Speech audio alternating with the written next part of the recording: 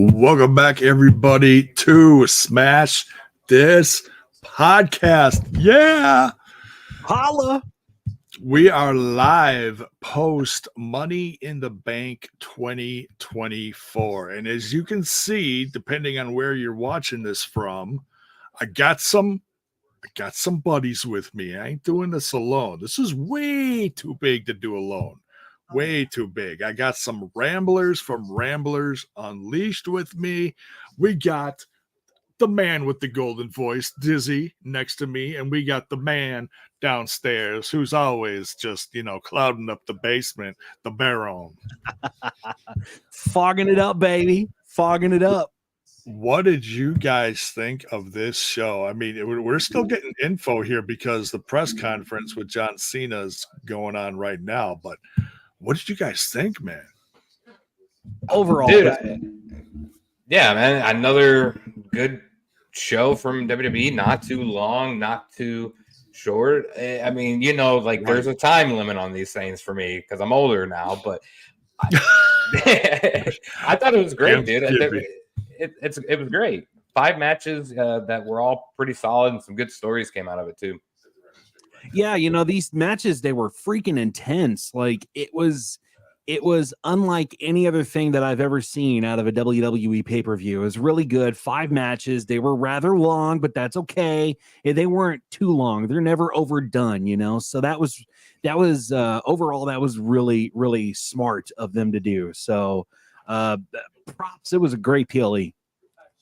See, that's the great thing about these new PLEs that Trips is putting together is, they're a little over 3 hours. They're like 3 hours, or in this case tonight, minus the John Cena segment, I think we would have been right at 3 hours. And that's not a shot at John Cena by any means. We'll get into all the John Cena news in a little bit. But man, these matches have time to breathe. They aren't rushed. They have plenty of time to everybody gets their shit in, dude. I'm loving this new era of WWE events. And we even got announced, we got an old school event, one that hasn't been, I didn't write this down, but I think they said that this particular event has not been around for 27 years. Yeah, I think so. Bad Blood is coming back this October. What do you guys think of Bad Blood coming back? Dude, I called it earlier today. You remember when I was talking about it? Bad Blood kind of like, I wouldn't say it's close to my heart, but it was one of the first major pay-per-views that I remember outside of like In Your House pay-per-views, which they are. Yeah. But I went to the Bad Blood in St. Louis when Kane first appeared. Oh yeah. And it was Shawn Michaels versus The Undertaker. And I think there's only been 2 or 3 maybe Bad Bloods. Actually, I don't even know if there's been 2. I can't remember. There's been a few. There's been a handful of them. But that's where the Hell in a Cell was first introduced. That was at this show. And I think the Hell in a Cell is a very, big thing with this pay-per-view. So hopefully we're going to see something with that. But hell yeah, dude. I'm all for it. Yeah, I love the nostalgia. I love that Trips is bringing back the nostalgia for guys like us, because we grew up on the Attitude Era and we grew up on that, the In Your House and all that. So, and we talked about that on Ramblers Unleashed today, that they're planning on bringing back an old WCW pay-per-view. So that is one of the cool things that Trips is doing to help revitalize the brand and rejuvenate the love of professional wrestling. Man, I'm digging it. I'm here for it. Hell yeah, man. And speaking of more news coming out of the show tonight, a lot, and we'll get into the results in a little bit. We're just talking about the outstanding stuff outside of the matches right here. What's going on? I was outside the room. I was taking care of stuff in between matches here and there, between setting this up and making sure, Pops is good and whatnot. Came back in the room, and here's John Cena sliding into the ring And I look at my wife, I look back at the TV, I look at my wife, I look back at the TV, I'm like, is this live? She's like, yeah. And I'm like, oh.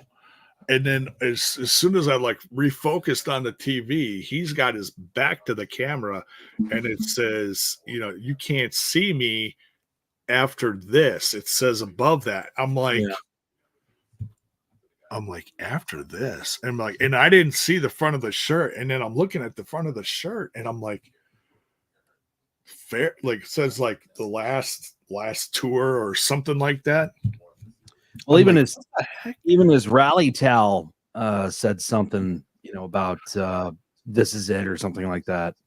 Yeah, I can't remember what the hell it said, and I was thinking about it after this all happened. I'm like, what the hell did it say? Maybe I'll look it up here. I'm looking it up right now because I think it said like the final time. So I was expecting this to be it, like he's audiosing here right now, like, you know, saying his farewells. But at least we get another little John Cena run. I don't care what anybody says. I know people throughout the time period dislike Cena for different variations, but that son of a bitch held it down for fucking 2 decades. The last time is now. That's what it said. The last time is now, right? Yeah. I love and appreciate John Cena for everything he's done in wrestling. Has he had a perfect run? No, but that's all a matter of opinion.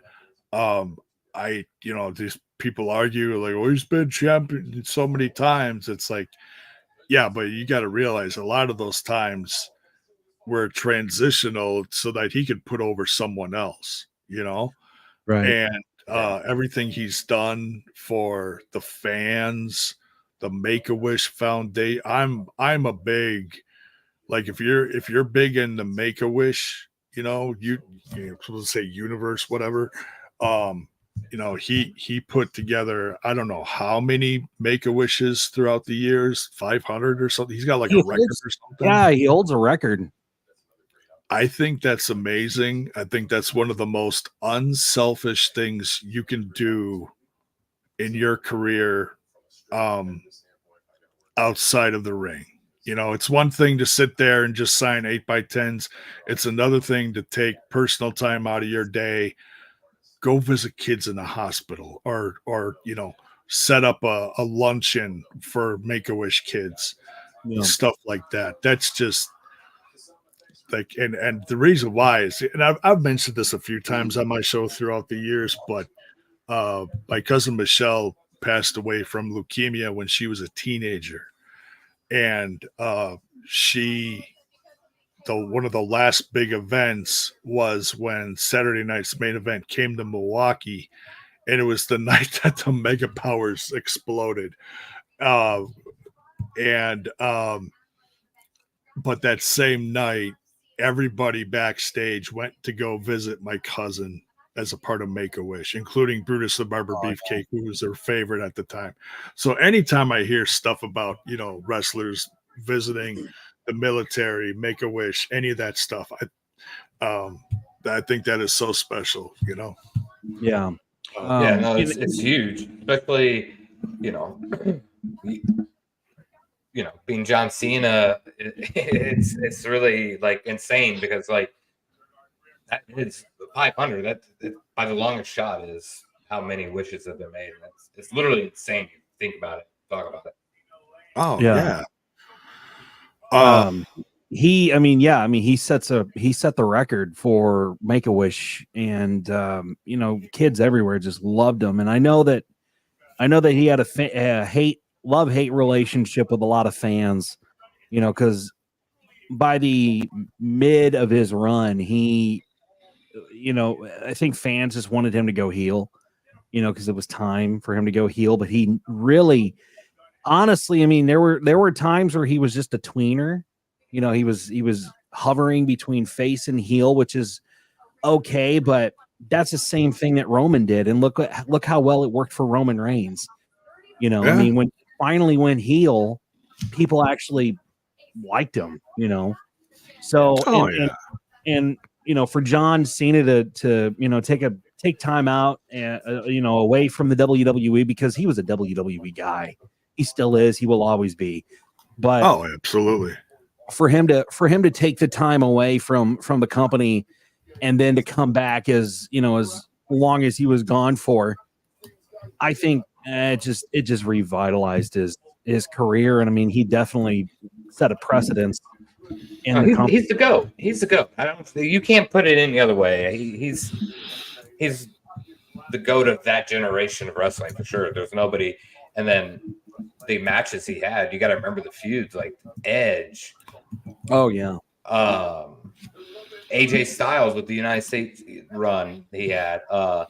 Just so many crazy matches. CM Punk, The Rock. Yeah, it's like insane to think about. But yeah, man, it will suck to lose him in wrestling. I'm sure it will not be, WrestleMania is not going to be the last time we see him. Maybe wrestle for sure, but he'll be around here and there. But I wonder if he's going to have any parts of the company, any kind, if he's going to sit at the table at creative or something like that. And I think he's too big of a movie star. I don't. Like a lot of people forget he's made some damn good movies, and I think he's trying to go full Hollywood, which I think he already is, but yeah. Hey, Swag fan joining in the chat. Good evening. How you doing? Yeah, let us know if as you're coming in here tonight. We're starting to get a few more viewers as we kick this whole thing off. Make sure you guys smash that like button, smash that sub button if you're digging the content.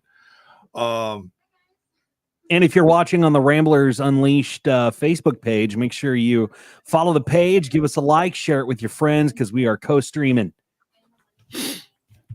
Yeah, we are on Smash This Podcast, YouTube, and Twitch. We're also on Ramblers Unleashed Facebook page.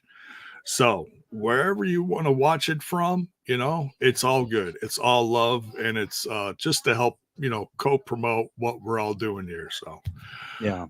So welcome. Big night in wrestling.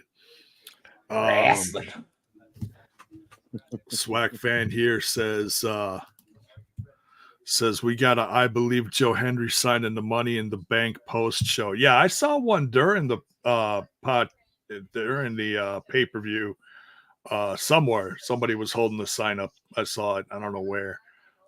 So yeah, they're popping up, man. There's a lot of believers in Joe Hendry. I think there was one on the invasion.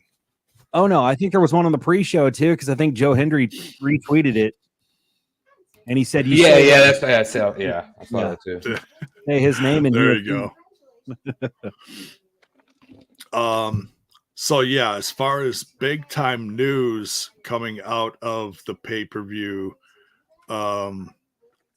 we got the John Cena retirement, we got the Bad Blood pay-per-view, and sorry, I'm distracted. Tiffy Time's on TV at the press conference right now. Well, speaking of Tiffy Time, let's jump into this and let's break down some of these matches here. I don't want to spend too long. It's been a long day. We already did one show. This is show number 2 for us. So what when we started out with, what the hell did we start out with? We started out with men's Money in the Bank ladder match with Drew McIntyre, Jey Uso, LA Knight, Carmelo Hayes, Chad Gable, and Andrade. That's exactly what we started off with. Thank you. Like I said, it's been a long day. No pressure. What did you guys think of this match, man? I thought it was pretty nuts. That's exactly what it was, man. It was just absolute chaos in the ring, and that's what I expected it to be. Just absolute chaos. But that's how most ladder matches are. That's how most Money in the Bank matches are. But yeah, it was chaos, Baron. Oh yeah, no, it was a great match. Props to Andre for taking Andrea. Am I saying it right? But you know what I'm getting at, damn it. The spot he had in that match was absolutely insane. And I don't think it was one of the better Money in the Bank ladder matches for the men that I've seen. I felt like the pacing was a little different. But I mean, still a great match. I think the end result of this match kind of like put it down for me. I understand what happened, the way it happened, and why it happened. It took away from something that somebody else could have had, I guess. My only gripe about the whole thing. Yeah, you know, like we gave our predictions on Ramblers Unleashed, and I predicted LA Knight to win because I thought it was his time. I wouldn't say I was disappointed with the results, but I really feel bad for LA Knight. I really feel, I mean, all of them did really, really good. Chad Gable especially. I mean, God, he was just a powerhouse in this. And it did surprise me that No Wyatt 6 came out to screw with Gable. Definitely, he was. They were in the back of his head as he was walking out because he kept looking around, looking for him, but they didn't show up. So there's a lot of distracted people tonight. It was kind of funny. yeah, and it.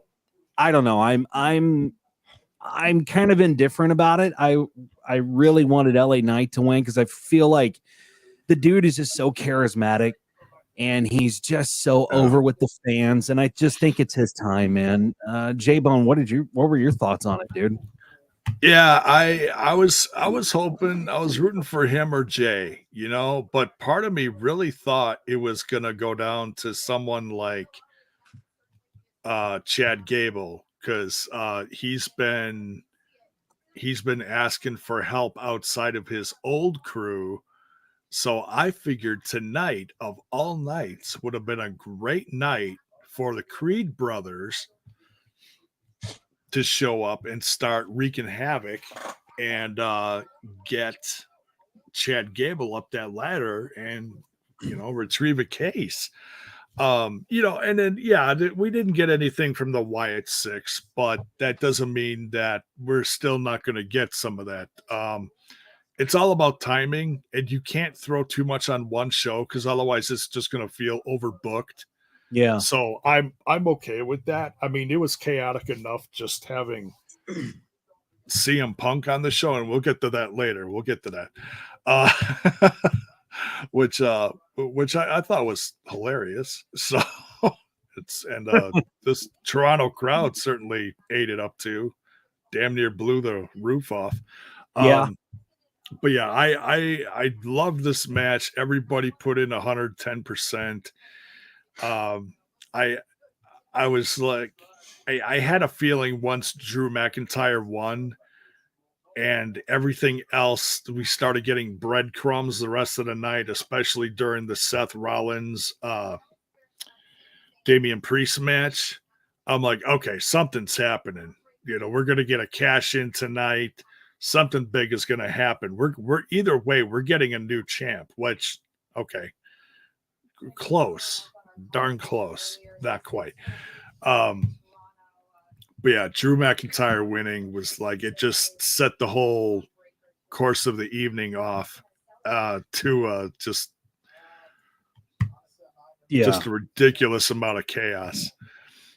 Yeah, and like I said, I mean, I wasn't particularly thrilled with the outcome. I was definitely wrong in my prediction, but I think I don't remember what I said. Honestly, I should take back.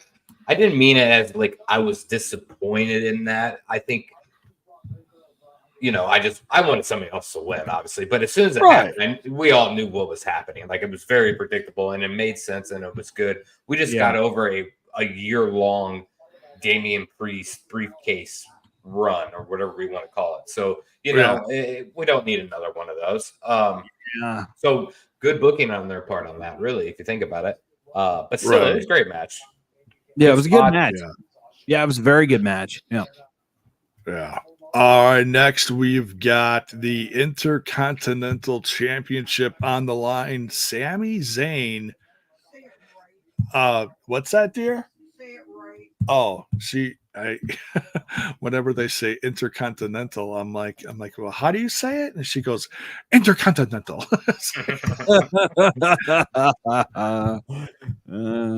The Intercontinental. I'll do it for you. I'll do it for you. It's the Intercontinental Championship match between Sami Zayn and Bron Breakker. Beautiful. Hopefully, I made Mrs. J-Bone happy. That's right on. Yeah, you got it, man. You got it. Good. Now I feel like this is like the elephant in the room for this match. I love Bron Breakker. I love how badass he is. I love that his gear is usually some kind of tribute to what his dad and his uncle wore back in the day as the Steiner brothers. Right. Well, this week it reminded me of 90s Taco Bell. Yeah, that too. But this particular one, I'm like, there is some kind of like goofy, fruity gum back from the 80s that had some like weird wrapper, like very zebra. It's a zebra gum. Zebra gum. Yeah, that's what zebra gum was literally exactly what you're describing them now that you say it. Yeah, you remember zebra gum? It literally had the zebra on the gum package. I see it now from being younger. And the flavor had all the different. It had all the different striped colors and stuff. And the flavor what this reminded me of. Yeah. That flavor lasted 5 damn seconds in that gum. I remember it as a child. Exactly. Okay. So I'm thank you guys, because I'm like, okay, I'm too old. No one else is going to remember this. And you guys, all right. Thank you. Appreciate that. Seriously, I do. Because sometimes I'll talk about old shit and some people just look at me like, what? Excuse me? I was just going to say that this match was okay. I really was hoping that the outcome would be different. But since they were in Canada, I understood. But I really thought it would be cool. That if Bron won, his uncle would be backstage and come out and celebrate with him the fact that if he won, or his dad or something like that. I thought it would be cool, man. But it is what it is. Yeah. Punk's out there. All hell's gonna break loose. Punk's at the presser. Look out. But yeah, and I was saying to my wife Tracy, as this match ended, I was surprised that Sami won, but I looked at her. I'm like, you know what, babe? I don't know why I doubt Sami Zayn sometimes. And she's like, I don't know why you do either. She's like, look at what he did tonight. He was an absolute beast out there against Bron Breakker. Sometimes you forget, like, what's the term? If someone, does a comeback and they hulk up and, and stuff like that. When Sami Zayn is on fire, he is absolutely on fire. And he is borderline unstoppable. And that's what's that, babe? Oh, she said he's not human. Yeah, well, he's Canadian, so he's, he's a different ilk. He's a different ilk. There's like American human, and then there's Canadian human. So yeah, exactly. Yeah. That's not racist, is it? No, I don't think so. Okay, all right. I'm just making sure. Well, you get canceled for the stupidest shit nowadays. I'm just making sure. But I will say this: Bron, I think, tried to tackle him, or what is he, a spear him or something like that, and he hasn't been able to spear Sami Zayn yet, which is impressive on Sami's part. Yeah, it was a good match. I didn't like how it finished or anything. I thought Bron Breakker, the way they've been building him up as the big, this guy, kind of like an early age Brock Lesnar ish to him, just going out and destroying people. I thought maybe being Sami Zayn that he would go out and squash him like that match would be over. But just like J-Bone said, never count out Sami Zayn. The dude is phenomenal in the ring. He's always great. But I always vote against him. I'm never like, oh yeah, Sammy's winning this match, because he's usually that guy that that puts over people as well. So I kind of thought that was happening tonight. I thought for sure Braun was going to win, but Braun didn't look as strong as he did every other show he's been on. This show hurt his stock a little bit in my mind. A little. I've never been a Sammy fan or believed in Sammy or anything like that. I've just never. He's never been my go-to guy, especially when he was with Kevin Owens, and definitely when he was in the Bloodline. He stuck out like a sore thumb in the Bloodline. But what? And I just have never been quite sold on Sami Zayn. I mean, I'm glad that he's the IC champ still, but I'm not sold on him. I don't know what it is about him that I don't really care for, but I just don't. I don't know. It's because he doesn't look like every other wrestler out there. I guess. I think Sami Zayn is what, and this is probably going to be a very unpopular opinion, but I like to do that. I'm not scared to say things, but I feel like Sami Zayn is what Daniel Bryan should have been in WWE. You might take this out of context where, I thought Daniel Bryan run was great, very babyface-ish, and, always had the yes movement and stuff like that. But I think Sami does it better. You know what I'm saying? Like, I feel like he is a better face, and it's always there. I don't know. It's hard to describe, but I feel like no matter what circumstances it is, the crowd reacts to him in the ring from what he does in the ring. He sells so well, he wrestles so well, and it always gets the crowd going. And that's match only. I'm not talking it just his entrance. It's just like his match. It always gets the crowd connected with him, and it's fun to watch. Yeah, there's a momentum that he has in each match, and it's like, for lack of better words, I'm just gonna call it like the 5 moves of doom. And I'm not saying that he doesn't have more than that. Please, I'm not. That he has quite the repertoire of wrestling moves in his arsenal. He's got plenty of arsenal. But you look for certain things for him to do, and that gets signature moves, and that gets the crowd fired up. He does this, boom. He does this, boom. He does the Blue Thunder Bomb. Which is like, one of these days he's gonna win on a Blue Thunder Bomb. Sometime I don't know. Yeah, it's always that damn slow 2 count on that one, man. It looks so good. God. It's like a smooth one. I almost fall off the couch every time he does a Blue Thunder Bomb, because it looks so amazing, but then he never gets the win off it. It's like, yeah. Summon a god. I think the problem is that, and it's not a problem, but Sammy has always been the underdog.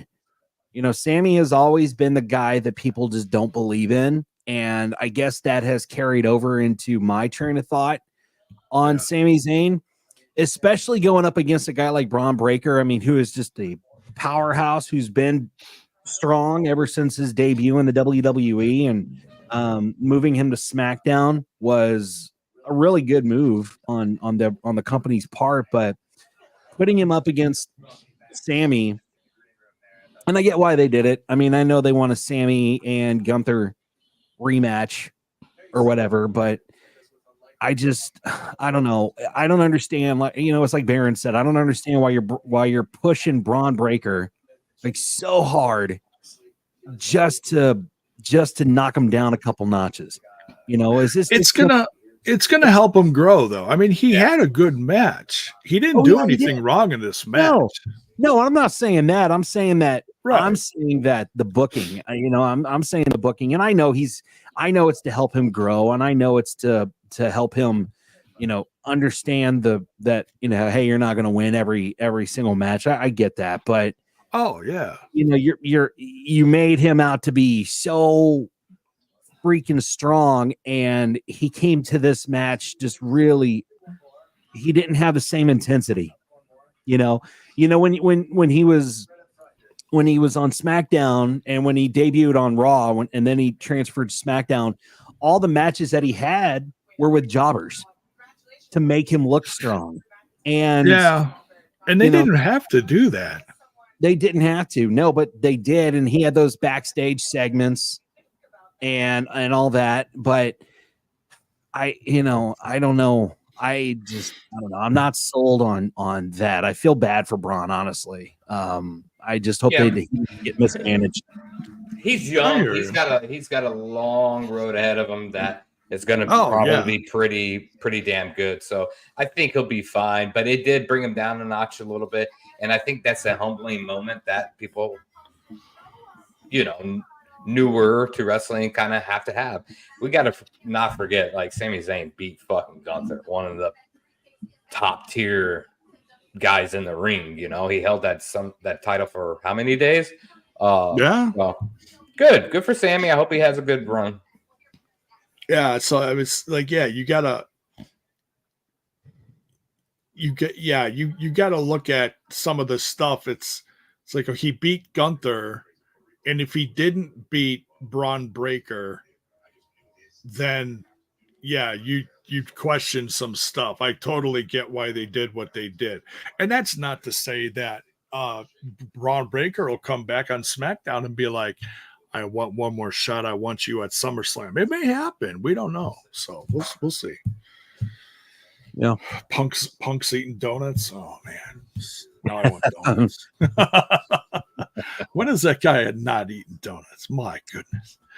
All right. So overall it was a good match. Sami Zayn retains. We'll see what's up with these guys down the road. Next we've got Seth Rollins versus Damian Priest for the World Heavyweight Championship. We want to talk about in the middle of the, before we get to that match, the big moment with John Cena. Oh, well, we talked about that as far as like news. Like I wanted to cover that beforehand. Yeah. So it's not John Cena, it's not his last, we're not seeing him for the last time this year. He plans to make a year. He plans to make 2025 the year of his last, like it's his last year. So yeah, right. WrestleMania next year will be his last. Yeah. Well, no, I saw something come across that said John Cena confirms he won't retire at WrestleMania 41.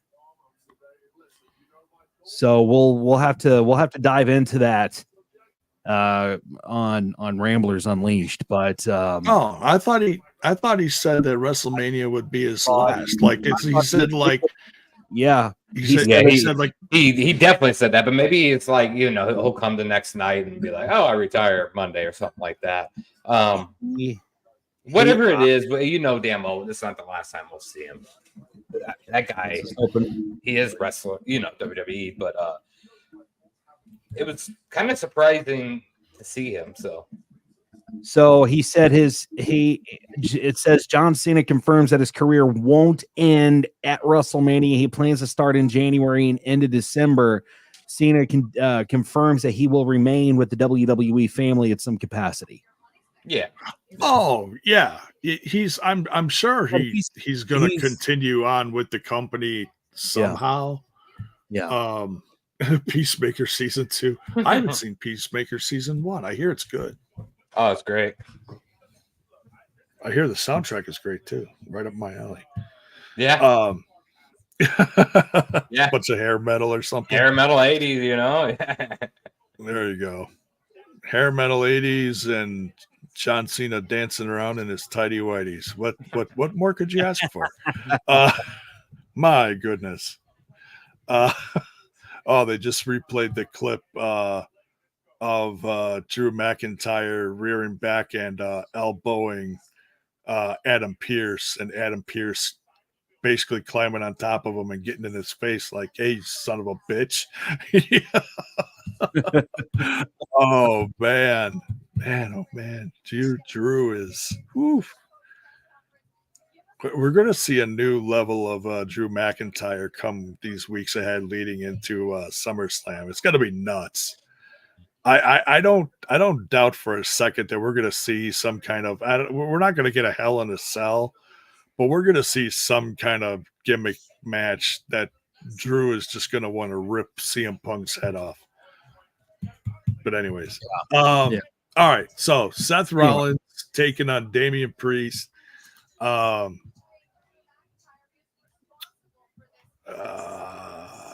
Starts out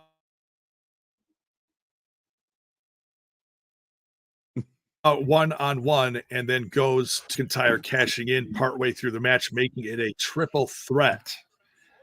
What did you guys think of the vibe in the ring when they kept like looking down the aisle? They kept turning around. They kept looking over their shoulder. They'd wait for a second, then they'd continue wrestling. What did you guys think of that? Were you like on board with that, or were you like, what the hell are they doing? What did you think? No, I got the point. They sold it well. I mean, because they were expecting, so not just Damian wasn't just expecting like a Drew cash in. I think he was expecting Judgment Day to come out there too. So there was like multiple things happening at once in that ring. So I enjoyed it. I thought it was a good match. I think I'm not sure what was like, what was wrong, like what's going on with the whole Seth Rollins thing there. I haven't really deciphered that yet. Is he going to get in the mix with Drew and CM Punk? I'm not sure. But it was a good match. It sucks for Damian because has he won a match, like just straight up won a match on his own? I don't think so. Not that he has to, because I mean, like Roman Reigns didn't, but like Damian's always like trying to go out there and prove himself as being the champion, and just gets fucked over by somebody or something, and it cracks me up every time. I enjoyed that. I mean, I thought this was a good match between Damian and Seth. I was definitely expecting just a match between Damian and Seth, but just to see what the outcome would be and who would get the title and what would happen if Priest was leaving Judgment Day, or if Rollins can't challenge Priest for the title as long as he's holding it. But I don't know. I thought this was really good. Yeah, it was kind of weird as them, with them watching over their shoulder, but I get it. Damian watched the Judgment Day, but one thing I did not think would happen automatically was Drew McIntyre coming out and cashing in and turning it into a triple threat, which Damian had handled himself very well in that. He tried to stave him off as much as he could, but I did not plan for Drew to come out to cash it in that quick. So I don't know. I'm kind of indifferent about that too. This whole PLE, I think I'm just a bit of indifferent about, but it was wild. I mean, they had some definite parts in this whole show that were like kind of caught you off guard, like, whoa, what's going on here? And then so you got the triple threat going now. So, there's like, okay, so the mystery's gone. You don't have to look over your shoulder anymore because the opponent's in your face now. You got to do your best to not take on one guy, but two guys now. And then the roof damn near blows off the place when CM Punk runs in the ring and just starts demolishing Drew McIntyre for the umpteenth time. I believe there was a sign in the crowd that said Punk 3, Drew 0. Yeah, I saw that sign too. I saw that too. And well, now tonight would be, you can make that 4-0. And poor fucking Drew, man. He's just fucking trying to win a title, and here comes that bastard CM Punk coming to fuck him over again. Well, I honestly, he won the title. I mean, he even like what the hell? I mean, Punk coming up from underneath the ring set a whole precedence on it, but it also raises a question. You know, will Seth Rollins, how will he react or respond to CM Punk on Raw? How will this be a feud between Rollins and Punk, since technically he not only screwed Drew McIntyre over, he screwed Rollins over from the title. So what's going to happen with that? Is it going to turn out to be a triple threat? Is it going to what are we going to see soon? I have no idea. Yeah, I'm hoping it stays. I think it will. I mean, there's Drew and CM Punk are just too invested into that story. I mean, they could always bring in the third wheel, but I think Seth Rollins, anytime he sees CM Punk, wants to kind of get in his face anyways, even though he did get fucked up, screwed over here. I mean, Drew and CM Punk are way too into this story for Seth Rollins just to be tossed in there. But, he can't, challenge Damian Priest for that title. Remember that. So, but I mean, it could come back to Seth Rollins putting blame on Drew for coming out and ruining his match and turning it into a triple threat. So it could go both ways, and then we could see a match between Drew and Seth, and it's just so weird. So weird. I think Drew McIntyre is more blame than CM Punk. I'm not sure why Seth Rollins didn't get into his face, Yeah, that's true. Because, I mean, he was the one that came in and disrupted the match to make it a triple. Yeah. So. Yeah. Man, and Punk beat the hell out of Drew McIntyre. I mean, he just... Jeez Louise, just chair shot after chair shot after chair shot. Hit him with the world championship belt at one point, which I think that was the beginning of the end right there. And then Damian Priest got back in the ring and put his finisher on him, slammed him down, and 1, 2, 3. And then once Drew McIntyre came to, none too happy. So this is definitely going to set a fire on the road to SummerSlam. I can't wait. This is going to be nuts. Yeah, it's going to be good. It's going to be really good. Yeah. Then we get it's time for the ladies in the ladies Money in the Bank ladder match. We've got Tiffany, Stratton, Naomi, Zoey Stark, Io Sky, and Lyra Valkyria. Lyra Valkyria and Chelsea Green. Disney just like saying their name. Anytime she's brought up, like Disney is like, I got it, guys. So let's say. I'm pretty sure I screwed up the name again, but no, I don't think so. I think you said it just fine. It's just you're always saying it because I don't ever say her name right. So I'm glad somebody else is stepping in to say it. Yeah, I'm the guy, and I was looking at you. I was like, oh, Baron's gonna get it. I'm the guy that always messes up her freaking name, but I'm the guy that always messes up every single person's name. So no, you nailed it. Thank you. Appreciate that. Yeah, no problem. Killed it. Played it. Thanks, man. I think this was the match tonight for me, man. I think this was the best match of the entire night. Okay. Yeah. Keep going. Talk about it. Well, I mean, it was just, there was a few like super bad spots in this match that could have ended very poorly for sure, multiple people. Like the Zoey Stark, I'm not sure what the hell happened there, what move she was jumping off that top rope or whatever she was doing, but God, she smacked her head on that ladder so hard, man, and like didn't even touch the other lady that was there. I don't remember who it was, but didn't even touch her. Just smacked that Naomi. I can't remember. Yeah, maybe it was. Smacked her head right on there. I'm like, oh God, she could pass out here. But it was so damn good. It was entertaining what Chelsea Green was doing in that ring in the beginning. Just acting a fool trying to get the briefcase with the ladder was comical to me. And they all put it out there. It was solid. Damn good match. Yeah, very solid. I was very happy with this match, and it was entertaining to say the least. I mean, they all just did a marvelous job telling the story here.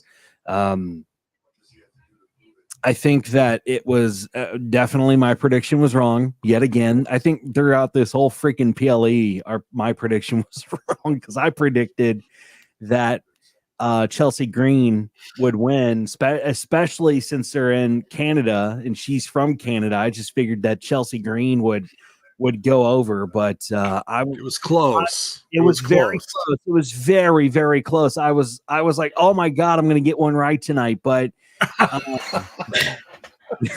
Tiffany Stratton, I also said on the prediction show on Ramblers Unleashed, I said it comes down to Tiffany Stratton and Chelsea Green, and I chose Chelsea Green, but I'm sad that I didn't choose Tiffany because, guys, it's Tiffy time.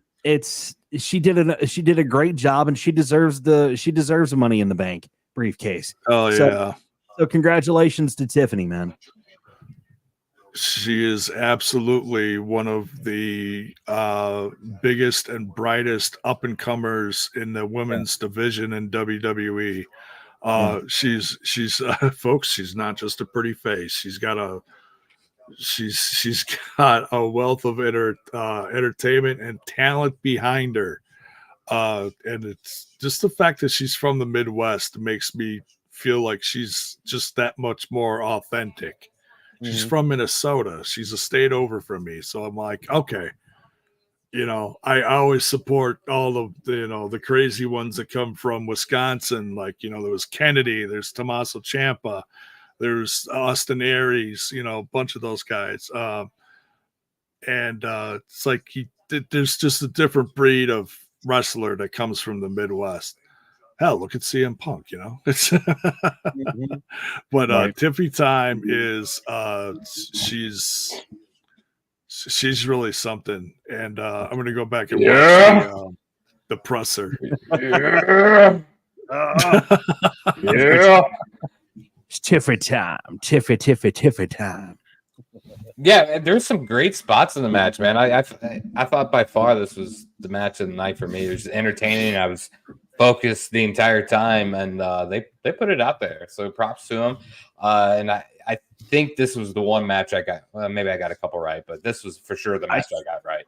Yeah, I think the one of the keys of this match was when Tiffany and Chelsea Green were at the top of the ladder. And they had, prior to getting up to the top of the ladders, they had those two tables set up side by side. And Chelsea, and they both set them up.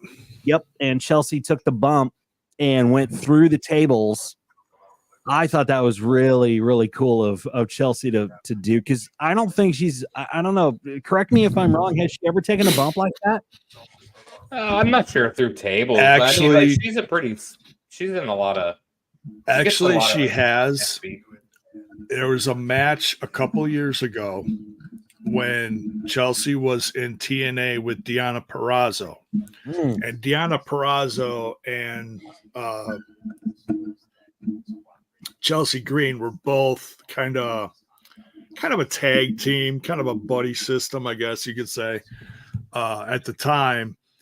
I don't remember what match it was. It was like a King of the Hill match or something to that effect, where they had to put the briefcase back up on the hook. It's just one of those, it's little backwards, TNA matches where it's like, oh yeah, it's a ladder match. No, it's a little different, Somebody in the chat, correct me if I'm wrong, but I'm pretty sure that's what it was. But then somebody, it was Meechin, aka I believe Mia Yim, both Deonna Purrazzo and Chelsea Green were at the top of a ladder. They tipped the ladder over, and both Deonna Purrazzo and Chelsea Green went down, basically holding each other, and they both crashed through a pile of tables together, and which just looked absolutely. It looked more devastating than this, believe it or not, if you can imagine that. But yeah, so she has taken bumps like this. It's few and far, Okay. Well, I haven't seen her take a bump, and I started watching Chelsea when she was in WWE. So I don't think I've seen her take that kind of bump yet on WWE TV. So that was cool to see that. I mean, it was really cool. It's been a while. She took that like a champ for not winning the match. She took that like a champ. She was this close, folks. Yep. Toronto better be proud of her. I think so. Oh yeah, it was a great match. She was entertaining. She was good, and took the bump of I was gonna say bump of the night, but I don't think that was. Took because that was the ending of the match.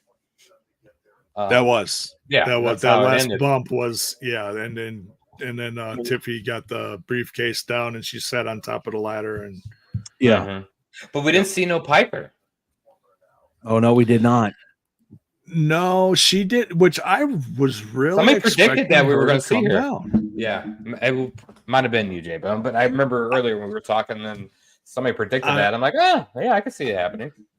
So I was kind of expecting that match. Yeah, I thought we would maybe get a run in from Piper Niven, but we did not. So, and that's good. You don't need a run in on a ladder match. Well, it made sense because they kept saying throughout the whole thing that Chelsea Green is afraid of heights. Mm-hmm. So who's going to go get the belt for her? Who's going to get the case, Right. Yeah, is someone going to lift her up? Is someone going to carry her up there? Is someone going to go get the case for her? And as soon as she went crashing through those tables, Michael Cole said, I don't think she's afraid of heights anymore. Yeah. Yeah. She really I don't believe that she's afraid of heights. I think that's just, just being a chicken shit heel, Sure. Right. Yeah. But yeah, amazing match from the ladies. In fact, I think the ladies match in some ways was better than the men's, but I love both of them. They both kicked ass. Main event time. Yeah. Bloodline versus Cody Rhodes, Randy Orton, and Kevin Owens. 6-man tag team match. We weren't sure who was going to be involved in the Bloodline side of the match because apparently there was some how do we say this? There was some controversy in trying to get Jacob Fatu, that dastardly character, across the Canadian border. Yeah, there were some legalities. If you guys are not aware, Jacob Fatu is a felon, and in Canada's law, people who are citizens of the United States and are currently felons cannot visit Canada. So WWE and Triple H had to step in and say, hey, let's negotiate this with the officials in Canada. Now, I did like how they portrayed this on TV, because they did mention the fact that they had problems getting Fatu into Canada, but they said that they had to kind of, I guess, like coax the Canadian officials because he was so dangerous. Because he's a dangerous man. He's a dangerous man. Boring. Yeah, it's like he's a freaking like he's a boar or something, but he's a bad guy. Yeah. But I thought that was cool of Michael Cole and the WWE to portray that into the storyline, and not bring up, just kayfabe it, not bring up the actual reason why, like why he couldn't get into Canada to begin with. But yeah, he's got kids. Yeah. He got to earn that money. He got to make that money. He's got a lot of kids. Yeah. And for him to be on, in the bloodline so early, and for him not to be a part of this match, it would have just been weird. So I'm glad that they all came to an agreement that Fatu was able to come in through Canada and be able to do the match. Hopefully that will help in international matches in the future as well. I hope it does. Yeah. Because he's a lovely fellow. He's a lovely chap. Yes. He's just a hard-working guy, Yeah. He's just trying to support some kids. Yeah, I thought it was a good match, man. It's heavy hitting. Heavy fucking hitting. Does he really have 12 kids? I don't know. I'm thinking of that one guy who went out there and that's where I was coming from. The Heath Slater was Heath Slater kids, or whatever. Well, Heath Slater has like a few kids. Jacob Fatu has 7 kids. Okay. Jacob Fatu has 7 kids. 7 kids. Somebody's been busy. Gee, Manelli. He been busy. Yeah. Real busy. Shit, man. It's hard enough for me to deal with my dog. I don't know how you did a children thing. Let alone 7 of them. Oh my God. His poor wife. Man. Taking care of those kids, man, while he's on the road. Gee, he's he definitely makes the most of that home time. Yeah. Yeah, no shit. So what did you guys think? First of all, what did you guys think of Jacob Fatu in his actual first match in the WWE? Yeah, he's great. He's heavy hitting. He's hard hitting. I don't think he's gonna show everything you've seen on the indies. This man's doing fucking ricochet shit off the top rope. So I don't think you're going to see that from him. That's not his character. His character is to be the enforcer, big guy, knock you around. And I think that's what we'll see from him. He does a little bit of everything. Yeah. And like you just said, you're not going to see everything in the first match. I mean, he did some wild stuff tonight, and he showed off some of that when he attacked Heyman and he did the flying headbutt and stuff like that. If you want to see what he really can do, go look up some MLW highlights, or go look up the match he had about a year ago versus Josh Alexander during was that Ric Flair's last match pay-per-view event, whatever. It was Jacob Fatu versus Josh Alexander, and that was kind of like a cross-branded thing, MLW versus TNA. That was awesome. Yeah, of course that didn't end well, but yeah, go look up past stuff from Jacob Fatu if you want to see what he can really do. He is unbelievable. Yeah, he's good. He's hard-hitting. And he's in better shape now than he was when he was recently in MLW. So he slimmed down plenty. He's gonna work better. He's just, man, he's unbelievable. Yeah. And it's he's there to be the beat 'em up guy. He's always going to be there, and that's what Solo Sikoa was to Roman Reigns. But I don't know. I still think Solo needs a mouthpiece for his in-ring talking. Okay. He's okay. He's all right in the ring. He's okay. I just thought he was a better enforcer than he is a leader in the bloodline. I'm definitely not sold on this bloodline like I was sold on Roman Reigns' bloodline. But I think that if I think if they give them the right people to work with, and I don't think Cody Rhodes, Kevin Owens, and Randy Orton are those kind of people that this bloodline needs to work with. Somebody I was talking to earlier tonight said that she hoped that Roman Reigns was backstage, and I said I don't think we're going to see Roman for a while, and she said, he's and get retribution for Paul Heyman, and I don't know. I'm not too sold on this. Yeah, Swak says the bloodline seems more dangerous to me, this version of the bloodline. But personally, I think it's just Jacob Fatu, and that's his doing on that. So I don't know. We just have to give this time to build. Yeah, I mean, I think I would have said that a couple months ago with Solo, but because he wasn't great on the mic, but I think I've seen an improvement from him. And we all got to remember, though, this bloodline is not meant to be the new bloodline. This is the bloodline that is, waiting for the return of Roman Reigns to come back. They're just filling space at this point with this. And I'm sure they're going to add a couple more members because they're just going to make it stronger and stronger. So when Roman comes back, he beats the hell out of 20 people just to build up that face. Oh yeah, they're definitely going to need him. They're definitely going to need a mouthpiece. But also, again, they don't really need him one because all they need to do is just go out there and beat the shit out of people, which they're doing.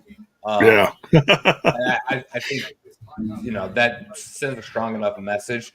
I don't think this is the last we see of Paul Heyman. I think he's going to be coming back in the next couple of weeks to something to help out Solo, maybe say sorry. I don't know, because there's got to be one more beat down on Paul Heyman before Roman Reigns comes back, I would think. But I like what they're doing. I don't think I'm going to enjoy what we're going to get at SummerSlam, Cody versus Solo, unless they bring something else like a Roman Reigns return, because that's what we're going to get. We're going to get Cody versus Solo. Solo pinned Cody tonight, and that's the title match. That was a big statement. Yeah, so I'm not going to enjoy that match, but it makes sense on how we're going to go down the road. So. Good match overall, man. Good heavy hitting. I love Randy Orton. I think Randy Orton should be facing Cody Rhodes. Yeah. Yeah.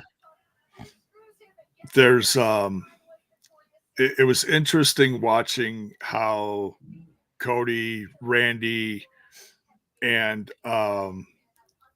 Kevin all kind of looked how they were like ready for this match.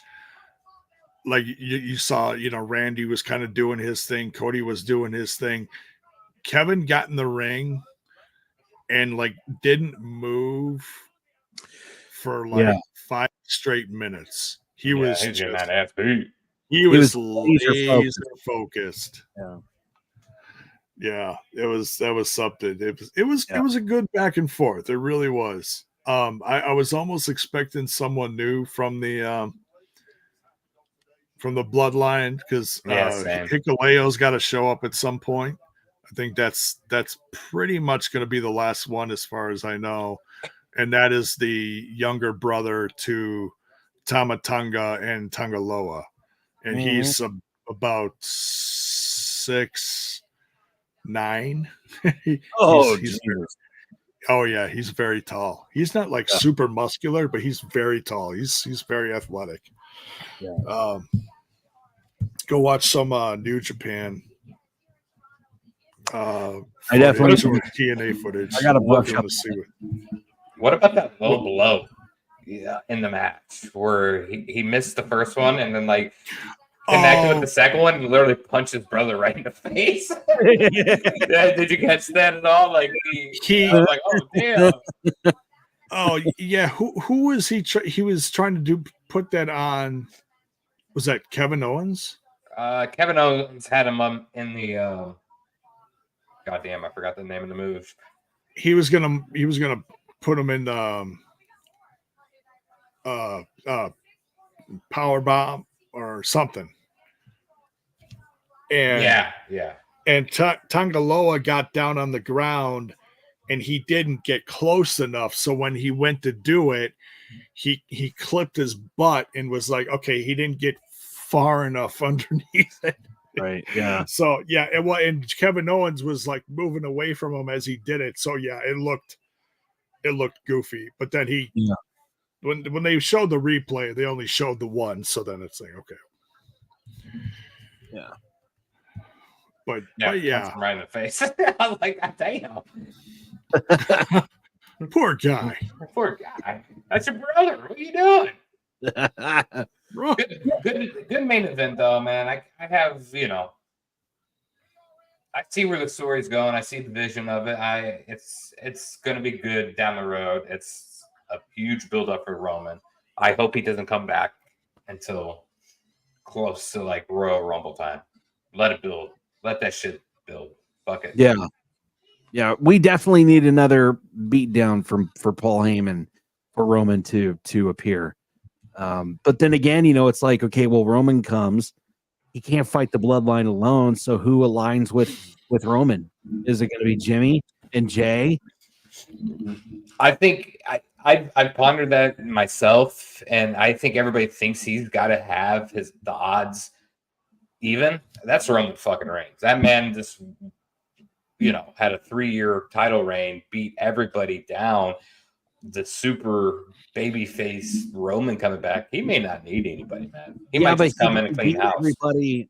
He didn't beat everybody by himself, though. He had Solo, he had Jay, he had Jimmy help him. Yeah, but this is pre-Bloodline, even. I mean, that's true. But I don't think he really needs anybody, because I think the end result of that story will be Rock versus Roman. So maybe The Rock gets, the upper hand on him. But man, the moment he comes back, the pop is going to be it's going to be insane. Oh, yeah. Sure, man. Oh yeah, it's going to be it's going to be interesting how they put it all together. And it can't be one of those things. Well, you say it can't be. I'm going to be shocked if it's one of those things where they actually announce Roman Reigns' return. Like, oh, next week, Roman Reigns will be here. Something like that has to be like organic. It's got to be a surprise. Yeah, I don't think they'd give it away. I think that it would be a shocker. I think so. I think if anything were to bring Roman Reigns out, it would be a second beatdown from Paul Heyman. I think that they'd beat Paul Heyman down, and it would have to be on SmackDown, and they would be in the middle of it, because I really thought Roman was going to come out after they started beating the shit out of Paul the first time. And if they do it a second time and maybe a third time, I think Roman is going to come out before Solo can hit the Samoan spike on Paul, and that will bring Roman out. Yeah, I think we could have probably seen something today, but his dad just passed away, so I think it's going to be even longer before he comes back. Yeah, I think so. Oh yeah. He's got family planning and all sorts of stuff going on. Yeah, they're going to give him as long as he needs. I mean, he's one of the hardest working guys around, but they're going to give him time off. He's. Mm-hmm. He's a figurehead of the family now. Yeah, for sure. You guys keep talking about this, that Paul Heyman needs another beatdown or two. You guys really got it in for Paul Heyman, don't you? My God. From all the shit he gave us from ECW, yeah, beat his ass a couple more times. I mean, that's just cruel. That's like elder abuse. How many ECW review shows did we do, and we had to keep tabs on the Sandman because Paul kept sending them here and there and everywhere? I like to block out those memories of my life. Can Paul handle another beatdown, though? We've got the audience questioning you guys. I'm even questioning you guys. I'm like, wow. You seen that power bomb? He can take one more power bomb through the table. If Paul gets beat up again, yeah, I think it will bring Roman back. Yeah, he is fluffy. I know. Yeah. I think honestly, I think if we see Paul Heyman again, he's not coming alone. He's not going to get beat. No. He might get in a situation that's dangerous to him. Yeah. Uh, too smart for that. He is. It's going to be one of those things where he'll show up, he'll start talking, the bloodline will come out, and he'll be like threatened, and then that'll be like the return of Roman Reigns and whoever Roman Reigns brings with him, Jay, Jimmy, whatever, and that'll be like the start of the big clash. But, I honestly don't think. But here's a question for you. So let's and for both of you, let's say Solo continues to grow his bloodline, his faction, and let's say they're 6 deep, right? And yeah, I'm just putting those numbers out. Okay. But let's put it into play here that Paul Heyman is getting ready to get his ass whooped by Solo and the rest of the bloodline. How would it look on Roman's bloodline? Who do you think besides Jimmy and Jay, if they can get those two back together? Who else would Roman have in his bloodline to make it an even 6 versus Solo? Who else in the family tree would come? I honestly wouldn't be surprised if someone like Sami Zayn helped him, just because he was a diehard, worked so hard to become part of that family and win them over.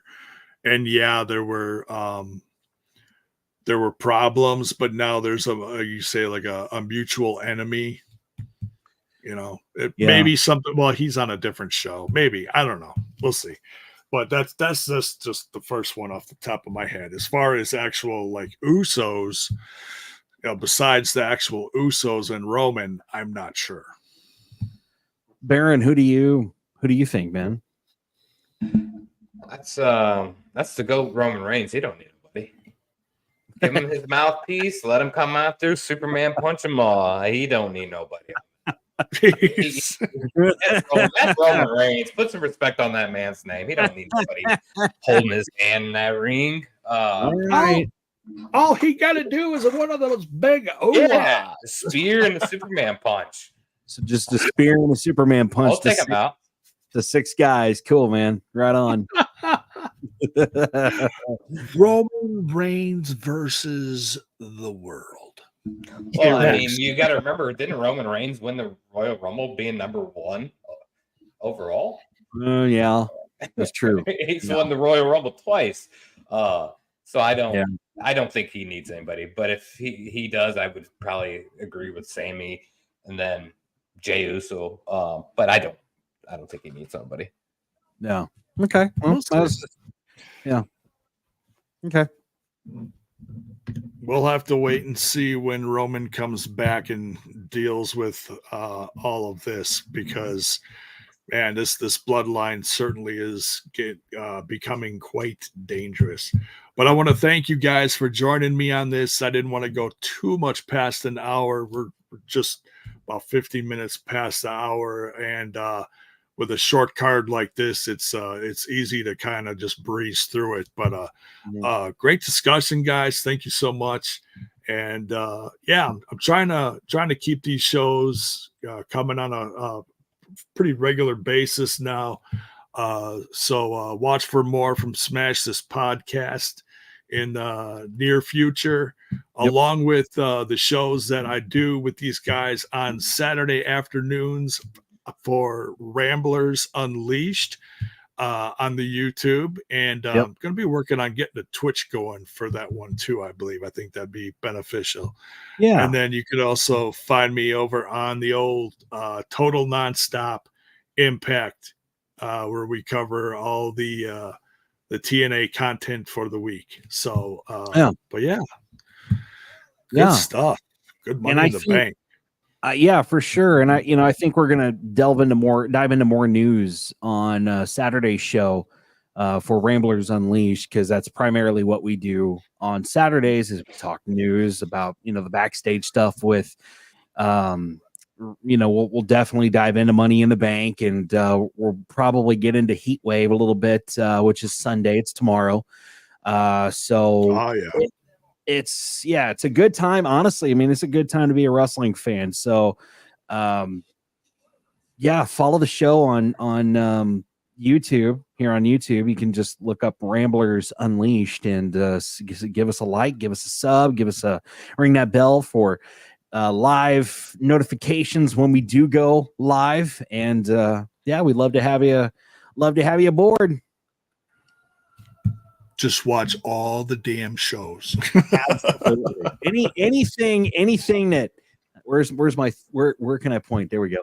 Anything that this guy is on and that guy is on, it's gonna be good. It's gonna be good. Oh, thank you. Smash me. Yeah. Like they say, so on your way out, you know what to do. Smash that like button, smash that sub button, ring that bell for notifications. Why? So that you know when more of our content hits your screen. Good night, folks. Boom. See ya.